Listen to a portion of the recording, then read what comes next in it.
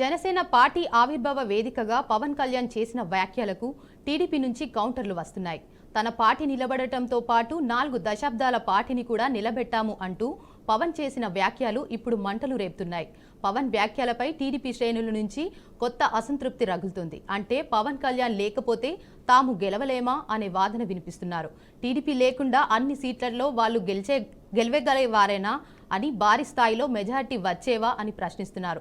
ఇలాంటి క్రమంలో హోంమంత్రి వంగలపూడి అనిత చేసిన ట్వీట్స్ చర్చకు దారితీశాయి. ఇక ఇదే అంశంపై మరింత సమాచారాన్ని మా ప్రతినిధి కృష్ణ చెప్తారు.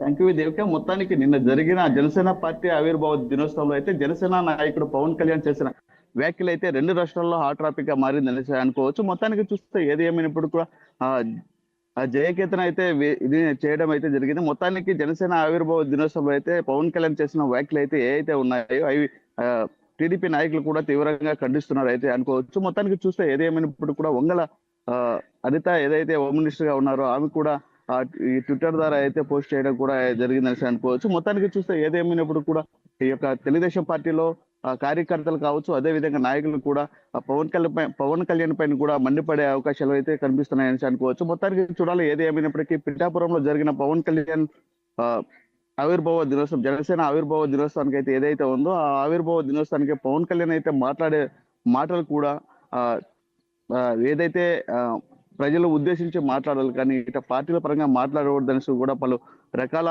ఆరోపణలు కూడా వినిపిస్తున్నాయి. అయితే మొత్తానికి చూడాలి ఏది ఏమైనప్పటికీ కూడా జనసేన నాయకుడు పవన్ కళ్యాణ్ మాట్లాడే మాటల పైన కూడా ఇప్పుడు ఒక హాట్ టాపిక్ గా మారిందని అనుకోవచ్చు. అయితే తెలుగుదేశం పార్టీ నాయకులు కావచ్చు, అదే విధంగా ఇతర నాయకులు కూడా ఆవిర్భావ దినోత్సవంలో ఇలాంటి ప్రసంగాలు ఏంటి అనేసి కూడా చాలా వరకు అయితే దారి తీస్తున్నాయని అనుకోవచ్చు. మొత్తానికి చూడాలి ఏదేమైనప్పటికీ కూడా నిన్న జరిగిన పిఠాపురంలో అయితే 12వ ఆవిర్భావ దినోత్సవంలో అయితే మొత్తానికి ఇది ఒక హాట్ టాపిక్ అయితే 2 తెలుగు రాష్ట్రాల్లో అయితే ఇది ఒక హాట్ టాపిక్ గా ఉందని అనుకోవచ్చు. మొత్తానికి చూడాలి ఏదేమైనప్పుడు కూడా ఈ యొక్క పవన్ కళ్యాణ్ చేసిన వ్యాఖ్యలు ఎంతవరకు పోతాయనేది కూడా వేచి ఉండాలి దేవిక.